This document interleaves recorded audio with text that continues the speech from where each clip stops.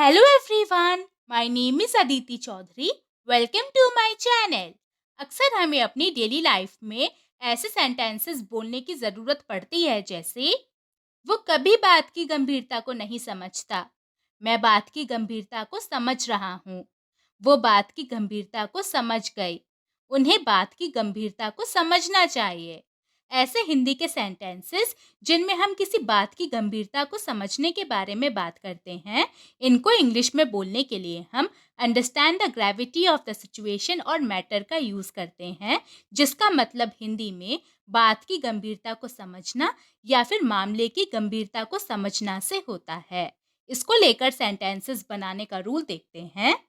इसका रूल बहुत ही सिंपल है। सेंटेंस की स्टार्टिंग होती है सब्जेक्ट से, सब्जेक्ट के बाद सब्जेक्ट और टेंस के अकॉर्डिंग हेल्पिंग वर्ब आती है और लास्ट में understand the gravity of the situation और मैटर आता है। यहाँ पर ये जो अंडरस्टैंड है ये as a main verb use होता है, जो कि सब्जेक्ट और टेंस के अकॉर्डिंग चेंज भी हो सकता है, जैसे कि understands, understood, understanding.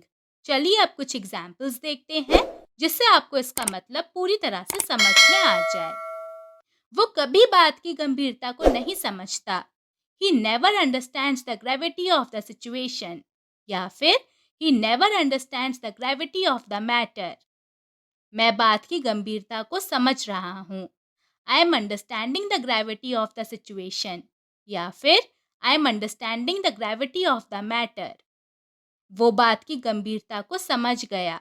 He understood the gravity of the situation. या फिर He understood the gravity of the matter.